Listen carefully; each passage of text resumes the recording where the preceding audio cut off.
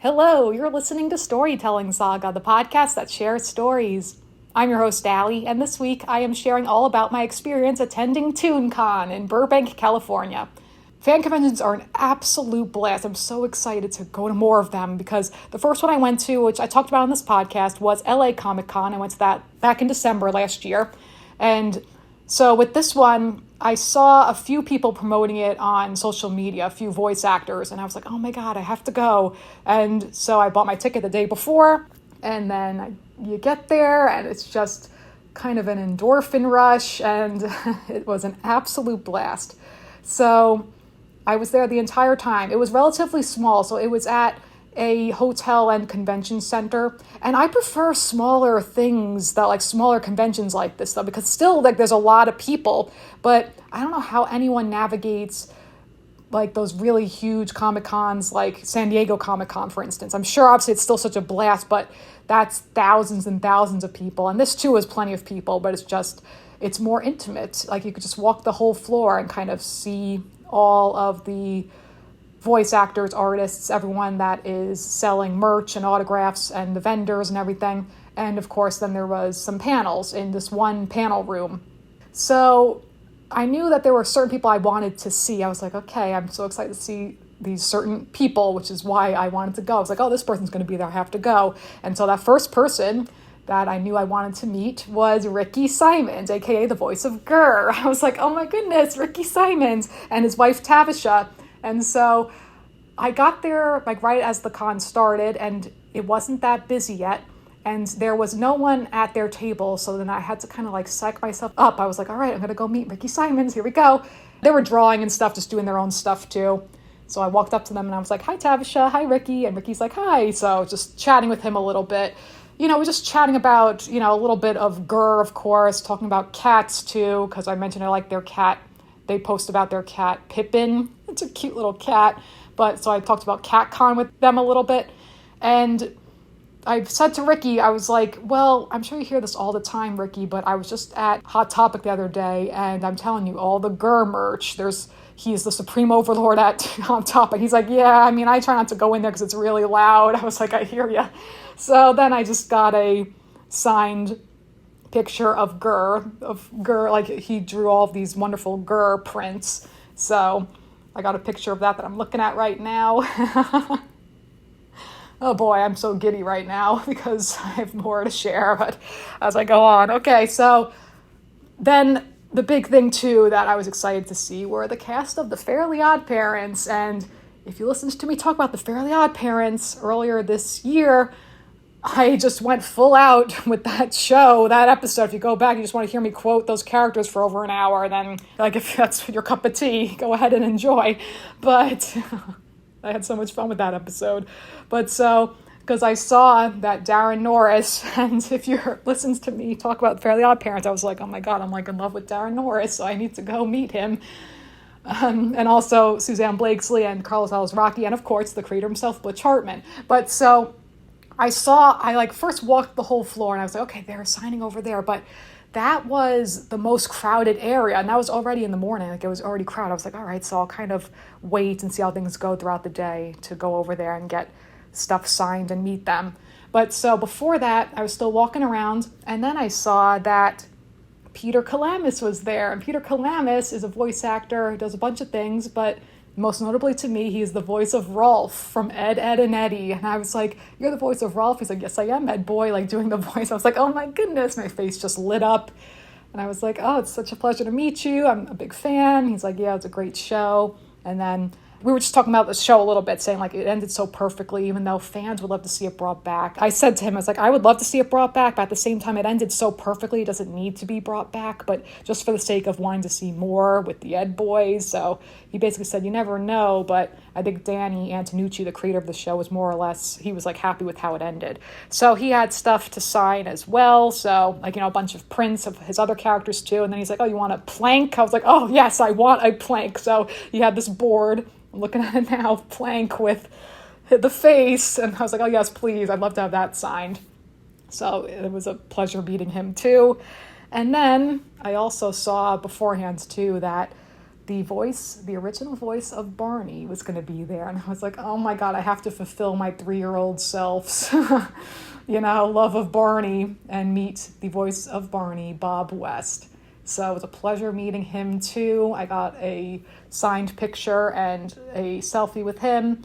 And a lot of these actors and stuff, they sold, like, they have their pictures and stuff to sign. You could also do voice recordings. They had that too, which that's a cool thing that they do, offer. And also they have a lot of, which is what I did with all these people that I met for the most part, which I did like the combo of getting a signed picture and a selfie, because I was like, I need a picture with these lovely people, lovely, talented people. So he was a pleasure to chat with. I talked to him a little bit. I was such a big fan of the I Love You, You Hate Me documentary. And he said, oh yeah, that was a lot of fun to share my memories of voicing this character. And then he basically said, I was like, well, it's interesting how they also talked about, of course, like the two sides of it, of people who loved Barney, especially obviously children, but then also the side of it of parents hating Barney, and that there was also this, it's a fascinating documentary. Honestly, it made me cry my eyes out. I told him that. I was like, it was such a fascinating documentary, just learning about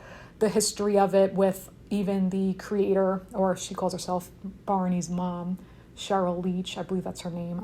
I think that's right though. Cheryl Leach. I'm just winging this, talking about my experience at this convention. So if I got that wrong, apologies, but I think that's correct.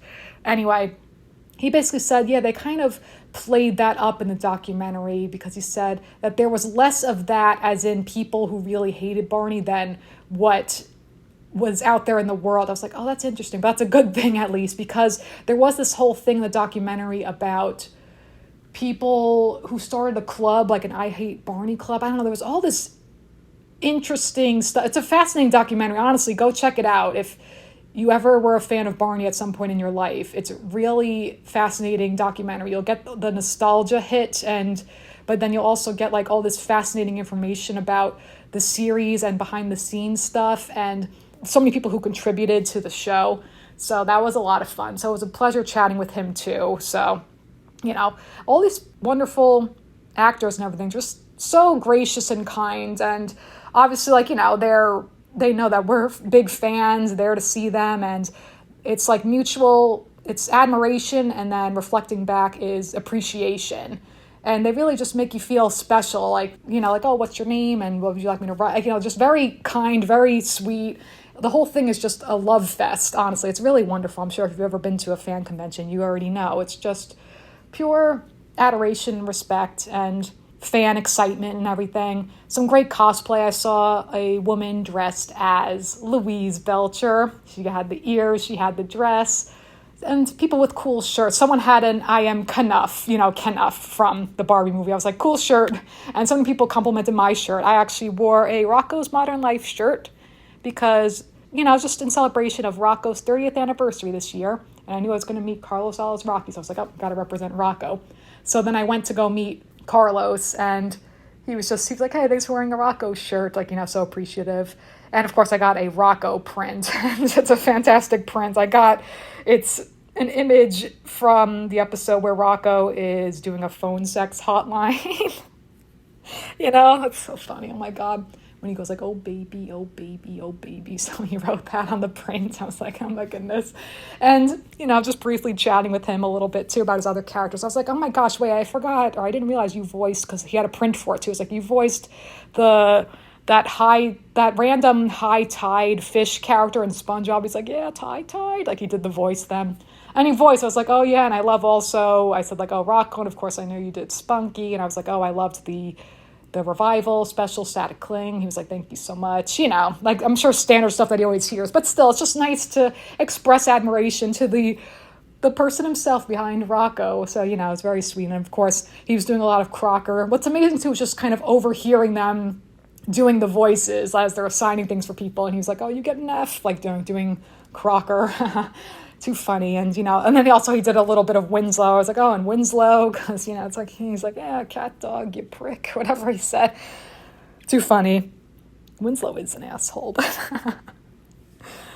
he's a good foil for cat dog, though. And I talked about that cat dog great parent mystery episode earlier this year, too, because Cat Dog celebrated its 25th anniversary this year. So, it's just a pleasure chatting with him. I love Rocco. I mean, I love Crocker too, but Rocco, I think personally, is my favorite character of Carlos Alazraqui. So that's like where the nostalgia hits for me, like, those 90s cartoons, man. The late 90s, early 2000s specifically, but this was, early 90s when it still was like edgier humor with Nickelodeon. But so then I was like, well, I know I got to go to the panel for the Fairly OddParents. So there was a few panels. One was also for Cuphead. I heard of that show.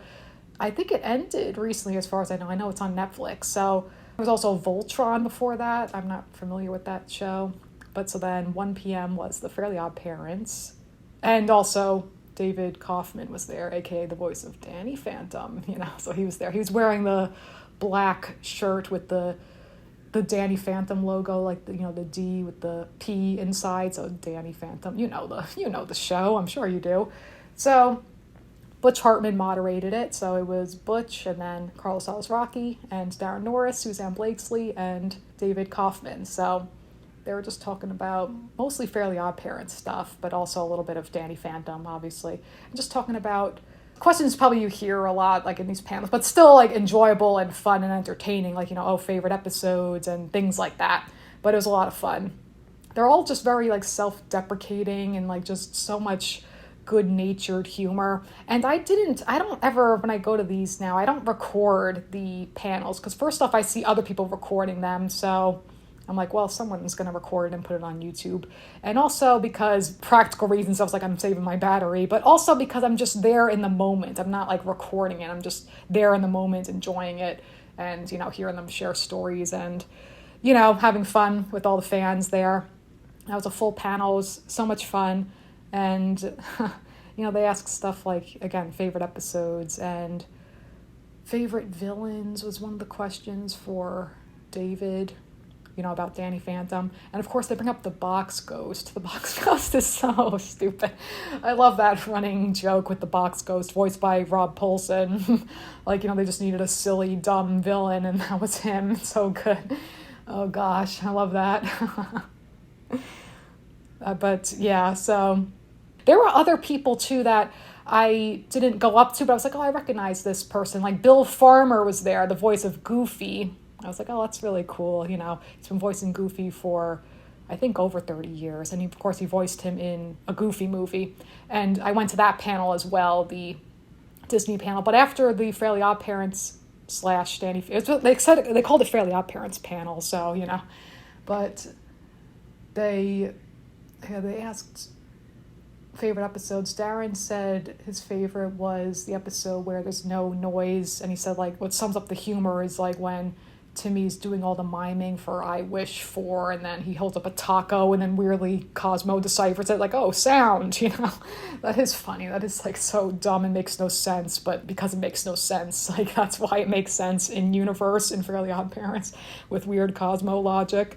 And then he also said that they loved when they got to sing, and then of course they sang a little bit of Floating With You. I'm telling you, I'm always like in such admiration that they just go into those voices like that. So trying to snap better. And then also Carlos was doing a little bit of Wandissimo, Wandissimo Magnifico. That's a great one too. So that one was fun. After that was a panel for Bambi, actually. And it's amazing seeing these older actors. And of course also who was there is this woman, Margaret Kelly, the actress who was the inspiration for Tinkerbell, because she said this whole thing about how Tinkerbell doesn't speak, and she wrote a book called Tinkerbell Talks, and that's really cool, just hearing about her career. There was also the original voice of Thumper. He said he was like 4 or 5 years old when he recorded it, and that's amazing. The movie came out in 1942, and I haven't seen Bambi in a long, long time, but I mean, I don't feel like crying hysterically when, they kill off Bambi's mother. I mean, and spoiler alert, I guess, but I'm pretty sure you know the story of Bambi at this point. I think that goes with, if I just spoiled Bambi for you, I mean, I think that's kind of, you missed your chance over the past 70 years to watch Bambi. So anyway, or 80 years now, a long time, over 80 years, yeah. So that was really interesting hearing their stories because they knew Walt Disney himself, Walt Elias Disney. I didn't realize that's his middle name. And they're just talking about, how Walt was a master storyteller. And obviously the stories that he created during his lifetime and the characters that he created span generations. And so it's incredible, the remarkable legacy he has on animation. Like, whether you're a fan of it or not, it's just like Mickey Mouse himself, for example. Like, you recognize Mickey Mouse, and the joy he embodies. So that was really enjoyable. And then after that was a panel with more Disney folks. So there was some of the voice actors and animators, which was really cool. The speaking voice of Pocahontas was there, which was amazing. Irene, I'm blanking on her last name, Irene Bedard. And it's so funny, she said through all this time, she never met Mel Gibson. She's like, well, we had a whole love story together and we never met in person. That's funny.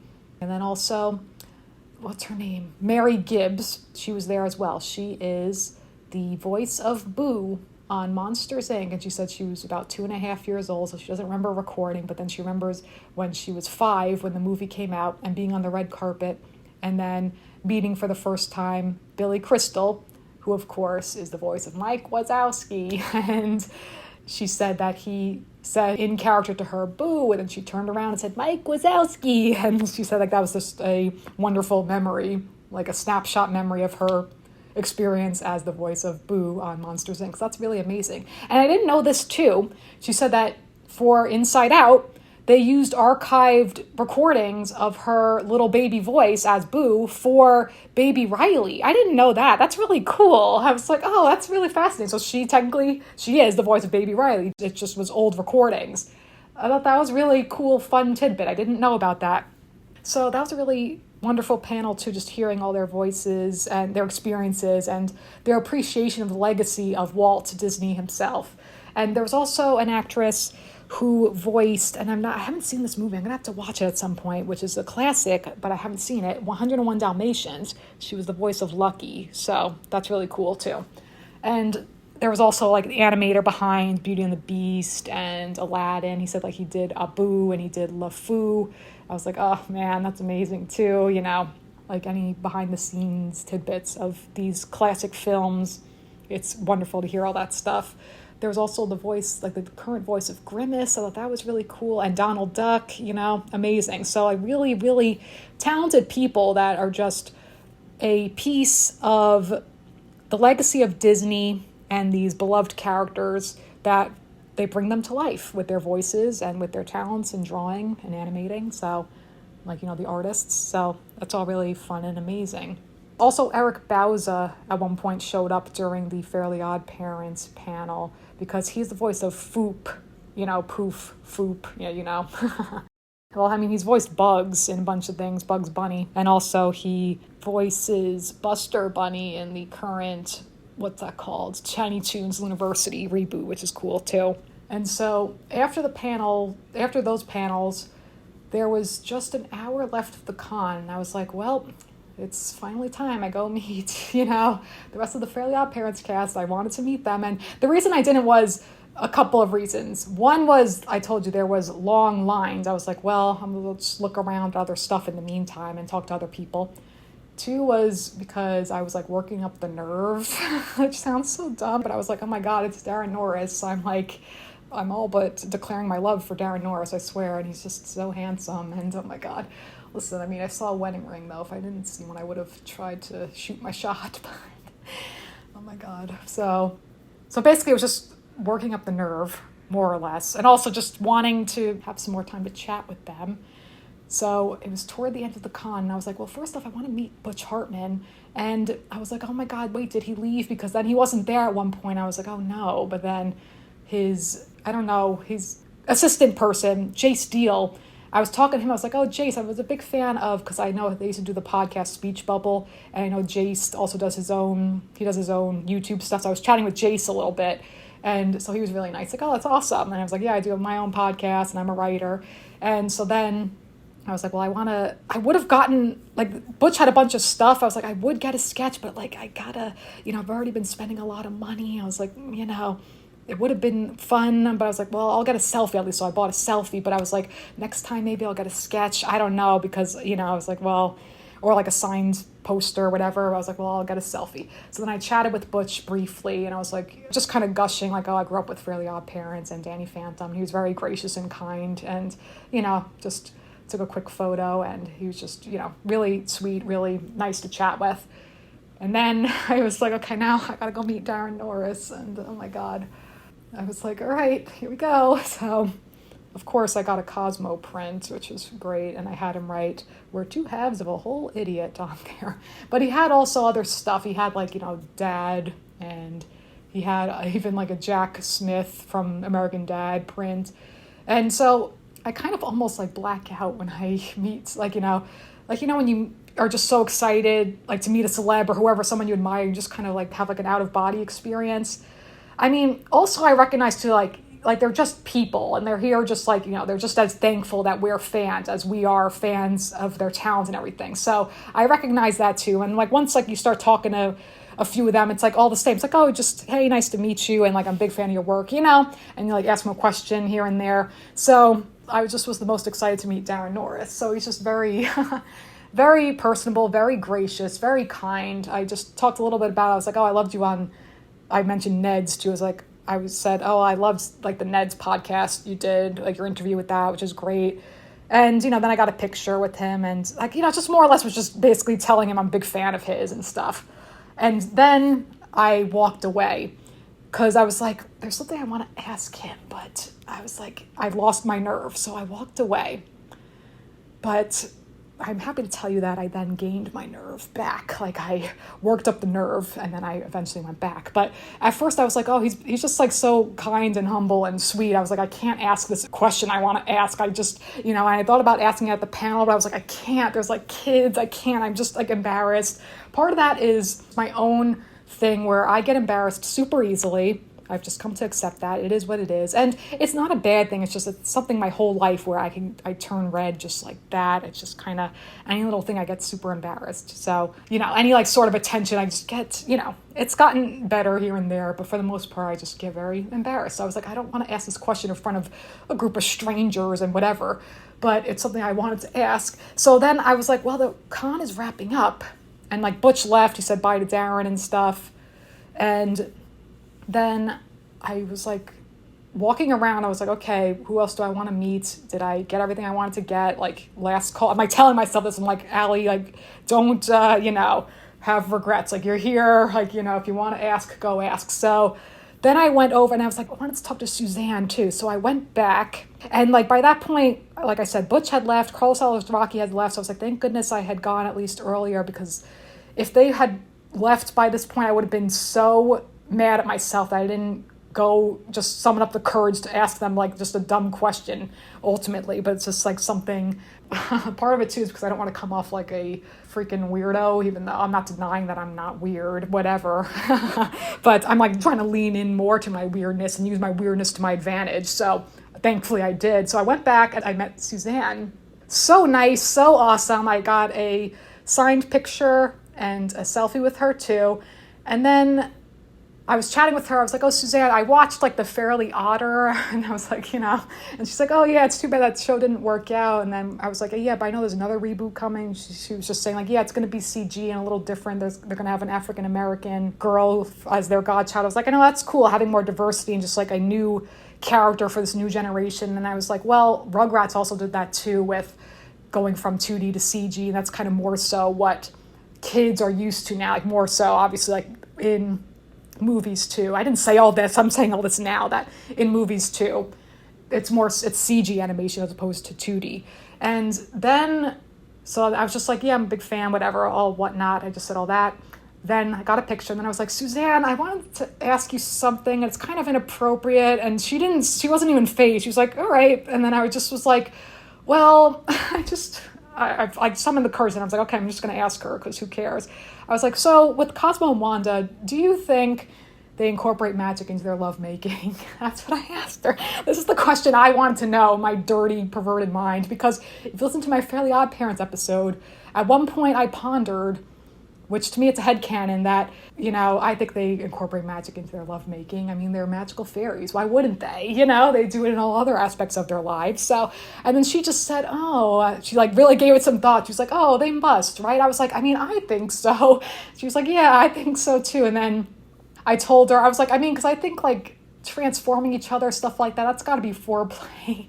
I said this is like, at that point when you just, like, once like you open the door to then like anything goes. So it's like once I got through the nerves of like, I'm just asked this stupid question. So whatever, I'm glad I asked, and she really, I appreciate her like, indulging me in this question. And then I said to her, she said, well, like stuff on the internet. And then I said to her, oh yeah, like there's a thing called Rule 34. And then she was like, oh, and then I explained to her, I was like, Rule 34 is like, she was like, wasn't familiar with that. I was like, yeah, that just means that if something exists, there's a porn version of it. That's Rule 34. And she's like, oh, okay. So I explained that to her. So that was so funny. And then I was like, all right, I asked her, let me ask Daran. So I went back to Daran. And first off, he was just so sweet. He's like, oh, hey, Allie, what's up? So, like, he remembered me. I mean, granted, it was only like 20 minutes prior, whatever it was, but that's, like, sweet. That made me feel happy that he remembered my name without, oh, God. But so I literally was like, well, Daran, so I literally said to him, I was like, I worked up the courage to ask Susanne. I wanted to ask you, too. It's kind of an inappropriate question. And he just was like, all right, sure. And then I was like, I pointed to Cosmo, like, on his table. I was like, do you think Cosmo and Wanda incorporate magic into her lovemaking? And then like he laughed and he was like, oh, that's a good question. And because I told him, I was like, well, I didn't want to ask this at the panel because I just told him, I was like, oh, because there were kids and I feel like it's inappropriate. And so then like he was laughing and he said, oh, you should have asked it. I was like, all right. He's like, next time. I'm like, okay. But honestly, I'm glad I asked him just personally and not in a room full of people. I'm too embarrassed. And especially also because Butch was moderating, so I would have had to like really ask Butch, like, because Butch like held the microphone and everyone came up and asked a question. So I just would have been too embarrassed. Maybe, you never know. But I'm glad I asked him though. So he laughed and he said, let me put it this way. I think she does, he doesn't. And we just both burst out laughing and I gave him a high five. I was like, that's a good answer. Oh my God. So he's like, now I know how to answer that next time someone asks me that. So I appreciate that they both answered and, I'm glad I asked them. So I love those answers. So yeah, that's a new headcanon there. So, oh my God. So that's how I topped off the wonderful day at Toon Con. That took me literally 7 hours to work up the courage to ask that. I'm so glad I did because I would have kicked myself if I didn't. Because I even left and everything. I was like, well, walking out and I was like, no, let me ask him. Let me just ask. They have a good sense of humor, like whatever. I'm just going to ask. So it helped too that it was like the end of the day. Like no one was really there then. Like he had signed something and then the person left. And then I was like, hey, Daran, I just wanted to ask you something. And like, so that was good. That kind of just made it more of like just a quick, random, more intimate thing as opposed to if I was like waiting in line with bunch of other people and then but they were all just very gracious and kind. It was an absolute pleasure. So there you go. So hopefully you got a kick out of that too. So it's too much fun. By the way, a couple more things I wanted to mention about the con now that more time has passed and I've recalled some more things about the panels and stuff. So this is like an addendum to this episode. But first of all, I have to admit, because as I've said, I get embarrassed super easily. So I wasn't expecting this, but the next morning, the cringe had caught up to me hard, and immediately I was like dragging my hands down my face and saying to myself, oh my God, did I seriously just ask them like that question about their character's sex life? Like what the hell is wrong with me? Again, it was 1,000% worth it though for their answers. I'm glad I summoned up the nerve to ask, because Susanne was so funny at first. She was like, oh, I would think they would. Like, she's so funny. And just making Daran laugh made me so happy because I love his laugh. And it just was so funny. So that was all the more worth it. But because like now looking over at my Cosmo and Wanda prints, now that's etched into my brain. Like I gave myself that mental image of, and I did this to myself. But again, I would ask it again. It was worth it. Honestly, like I would love to have asked Butch too, but I feel like I don't know how Butch would react. I mean, he's got a great sense of humor about all this stuff. I feel like maybe he would just kind of laugh and answer without answering in a way. I don't know. I feel like he'd be like, well, they're magical fairies. So I feel like I would just be like, yeah, I know. I mean, like, so makes sense. It's funny too, because when I met Daran, first thing I said basically was like, oh, I love Fairly OddParents. I was 10 when it premiered, and he was like, hey, so was I. Like, they're funny when they say silly stuff like that. Butch, too, like when I was talking with Jace, I said like, oh yeah, I was chatting with Jace, and he's like, oh yeah, well, Jace is actually like 30 years older than he seemed. I was like, oh, he looks great for his age. You know, they're funny with all that stuff. But also, so I wanted to mention the panels specifically, because also, like, I realized after the fact, it did say Fairly OddParents and Danny Phantom. I was just so fixated on Fairly OddParents, though. But a couple more things, like, because people asked some cool questions. One question someone asked was, what was the weirdest network or acting note you got? And Susanne was so funny. She said, well, mine was, are you drunk? Like, you sound drunk. She's so funny. She's like, well, because Wanda's voice kind of sounds like she's drunk. And I loved what she said. At one point, she said something about Wanda that I found really interesting about her character, because I always find it interesting when actors, because they have their own perspective about the characters, because they're the ones portraying them. So, like, the characters' motivations and things like that, because it's different, obviously, perspective from the fans watching it to then, like, the writers who create these characters and the animators, and, like, so bringing them all to life with all of these creative team behind it, all of these creative, talented people. But so what she said was, I just found this so interesting. She said, Wanda is positive in a negative way. I was like, oh, that's true, because she's the voice of reason and everything. And she said, like, it's scary that Wanda is the voice of reason in this universe. Like, you know, that's so funny. But I found that really interesting. And also then they were talking about the live action Grow Up Timmy Turner movies, because then Daran was saying how it was so much fun to portray Timmy's dad on camera. And I didn't realize this too, but he said that. And then it makes sense though, because I can't think of any other examples off the top of my head, but he was the first actor to have voiced a character and then play that character on camera.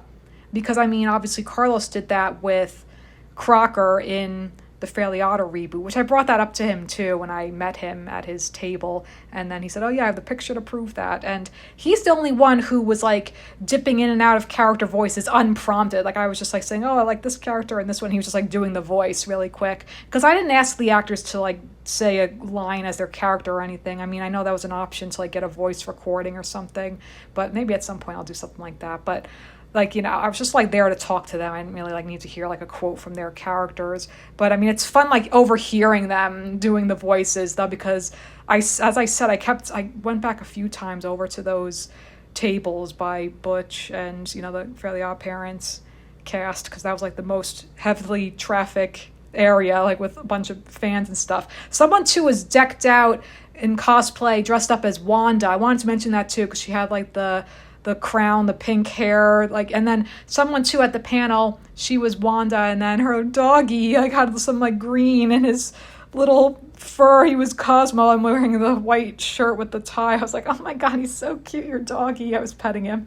Oh my goodness, he was so cute, so cute. But so anyway, because what's funny is that with Daran, I just like noticed this, and like this is just because like I don't know, because I noticed it in myself or whatever, but I noticed that he gets a tiny bit self-conscious voicing Cosmo in front of people, because when I went back to ask him that question about Cosmo and Wanda, and again, this was toward the end of the day, so that's like no one else was there, but after he had signed something for someone, and a lot of people had like those Timmy, Cosmo, and Wanda Funko Pops, which those seem so cool. I would love to get that too. I mean, I have a few Funko Pops. I have like BoJack Horseman and a few others, but I mean, they're expensive, unfortunately, because like they were exclusive at San Diego Comic-Con, so they were selling them at like, there were some vendors that had them, but like they were out of my price range. But so a lot of people like were getting them signed though, like they had, because I saw them on the table then, like Daran was signing as Cosmo in green, and then Susanne was signing as Wanda in pink,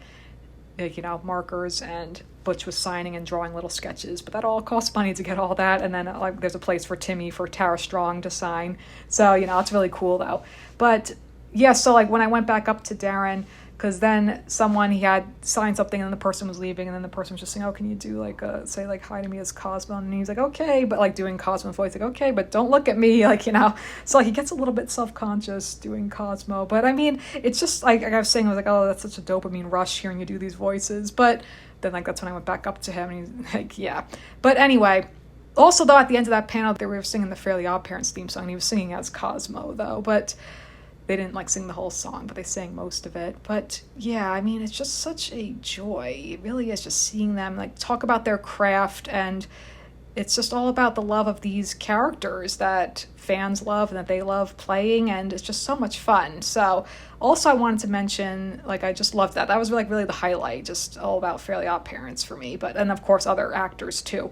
But yeah, and then the other thing I wanted to mention was at the Disney Legends panel that Irene, again, the voice of Pocahontas, she was talking about the joy of getting to reprise her role as Pocahontas for that Rolf Breaks the Internet movie, which at the time I remember that news broke the internet. Like, that was such a big deal, saying that there was going to be all of the classic beloved Disney princesses in one movie together, and a lot of the actors reprising their roles, and then seeing the updated styles of the 2D princesses in CG, playing up the tropes of those Disney movies, like, oh, do you need a big strong man to come rescue you? And then like, oh, well, you stare at a body of water and just sing about what you want. And then of course turning it all on their head, like turning those tropes on their head by having all the princesses band together and rescue the big strong man, that is Rolf, of course.